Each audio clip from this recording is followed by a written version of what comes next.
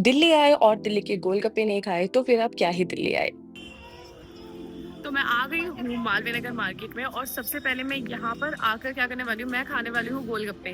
क्योंकि मैं around 4-6 month से प्लानिंग कर रही हूँ कि मैं मालवीय नगर ज़रूर जाऊँगी, क्योंकि यहाँ के जो है गोलगप्पे बहुत ही टेस्टी होते हैं। तो फिर चलते हैं और खाते हैं। So hi friends, welcome back to my channel Mrs in Hong Kong. कैसे हैं आप सब लोग। मालवीय नगर की ये वाली जो शॉप है ये बहुत फेमस है, यहाँ के गोलगप्पे बहुत अच्छे होते हैं। तो आज हम लोग वही खाएंगे। और इसका जो लोग मालवीय नगर रहते हैं या उसके एरिया के आसपास रहते हैं, तो मैं आपको बता दूं कि इसके सामने जो है नज़ीर का रेस्टोरेंट है, उसके सामने ही ये गोलगप्पे वाला अपने सब स्टॉल लगाता है। तो सबसे पहले क्योंकि मेरे भाई को जो है पाव भाजी का बहुत शौक चढ़ा हुआ है, तो उसने पहले पाव भाजी ही ऑर्डर कर ली। और पाव भाजी मैंने यहाँ की खाई नहीं थी, तो मैं भी टेस्ट कर रही हूँ कि कैसी होगी टेस्ट में। पाव भाजी ठीक थी, ऐसी कोई वाव नहीं थी, मुझे थोड़े फ्लेवर कम लगे। उसके बाद मेरी फेवरेट टिक्की, और मुझे टिक्की ना ऐसे ही पसंद है जिसमें थोड़े से अनार के दाने होते हैं, थोड़ी-सी दही होती है, लाल चटनी, हरी चटनी मिक्स होती है। तो मुझे बहुत क्रेविंग हो रही थी, अभी मेरे मुँह में पानी आ रहा था, तो मैं बस अब इसे खाने वाली हूँ। आहा! मज़ा आ गया, जैसे-जैसे मैंने सोचा था ना टेस्ट सेम वैसे ही था। कभी भी आप आओ आपको हमेशा सेम टेस्ट ही मिलता है, तो ये चीज़ मुझे बहुत अच्छी लगती है। थोड़ा-सा बस ये हुआ कि हमने पहले पाव भाजी खा ली और उसके बाद टिक्की खाई, तो क्या होता है कि आपका पेट ऑलरेडी थोड़ा-सा भर जाता है। इसलिए ना टिक्की का जो फ्लेवर था मुझे ऐसा लगता है कि और अच्छा मुझे लगता, बट ठीक है, टेस्ट वाइज़ तो अच्छा ही था। उसके बाद अब बारी आती है गोलगप्पे की। Oh my goodness! ये बहुत ही टेस्टी थे। पानी एकदम परफेक्ट था, ना ज़्यादा तीखा, ना ज़्यादा मीठा। और प्रतीक ने भी खाए, उसको भी बहुत अच्छे लगे। पहले भी मैं प्रतीक के साथ यहाँ पर आई हूँ, तो उसने तो ट्राई किए हुए हैं। हम बेसिकली काजल के लिए आए थे।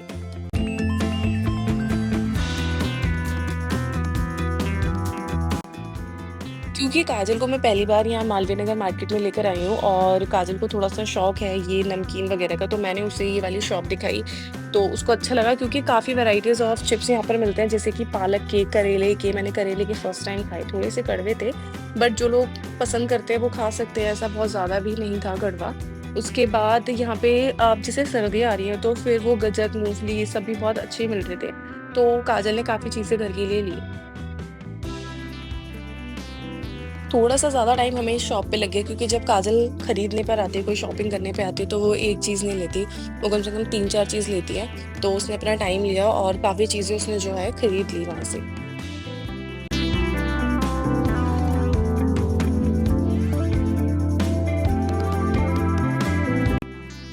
फिर मैंने कहा कि ठीक है, जब मार्केट आए हैं तो थोड़ा-सा टाइम ले ही लेते हैं, और हमने सोचा कि शॉपिंग भी करते हैं। काजल को एथनिक वियर लेने थे।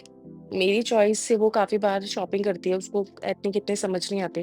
तो हम लोग बस देख रहे थे कि यहाँ पर कौन-कौन सी शॉप्स हैं। एक्चुअली मेरे लिए भी ना ये न्यू एक्सपीरियंस था, मैंने कभी यहाँ से एथनिक वियर लिए नहीं है।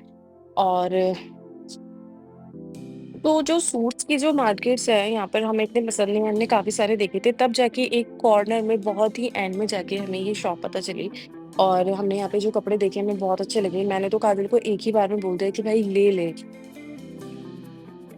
इसलिए तो गाइज हमने तो कर लिए काफी सारी शॉपिंग। काजल ने लिए अपने लिए 2 सूट, मैं आई थी ताकि मैं कुछ टॉप वगैरह ले सकूँ अपने लिए, बट ऐसा मुझे कुछ दिखा नहीं। तो अब हम लोग जा रहे हैं सेलेक्ट सिटी वॉक। तो हम लोग आ गए हैं मॉल सेलेक्ट सिटी वॉक, जो कि साकेत में है। और प्लान ये हुआ कि काजल को लेनी थी अपने लिए वॉच एमकी की।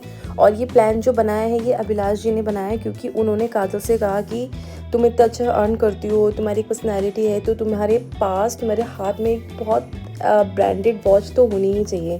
तो ये बात काजल को अच्छी लगी, उसने कहा कि हाँ मैं डिज़र्व करती हूँ ये सब चीज़ें, तो इसलिए हम लोग यहाँ पे वॉच लेने के लिए आ गए।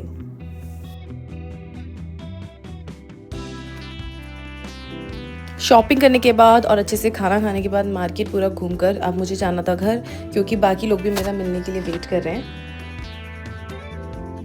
सो गाइज, जब मैं यहाँ आती हूँ तो ऐसा नहीं कि मेरी फैमिली भी मेरा वेट कर रही होती है। हमारे कनेक्शंस जो हैं बाकी लोगों से भी बहुत अच्छे हैं। तो उसमें हमारे कुछ भाई ही हैं, चंटू बंटू, जो कि बहुत बचपन से हमारे साथ थे और अब तो खैर काफ़ी बड़े हो गए हैं। तो वो लोग भी बहुत ज़्यादा ही बेसब्री से इंतज़ार कर रहे होते हैं। और लास्ट टाइम इस ये जो रक्षाबंधन अभी गया है, इस पर भी मैं नहीं गई थी, तो ऑनलाइन में हमने राखी बांधी उसको। तो चंटू तो बहुत इमोशनल हो गया था कि तू क्यों नहीं आई इस बार। इसलिए भी मुझे लग रहा है कि चलो यार, जब आए तो फटाफट से उनसे मिलते हैं।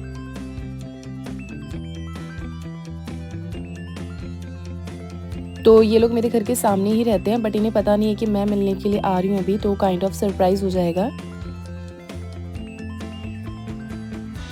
तो ये राखी दीदी हैं चिंटू विंटू की मम्मी, और ये बहुत खुश हुई मुझे देख के। काफ़ी टाइम बाद जब मिलते हैं तो फिर ऐसे ही इंसान खुश हो जाता है एक दूसरे को देख के।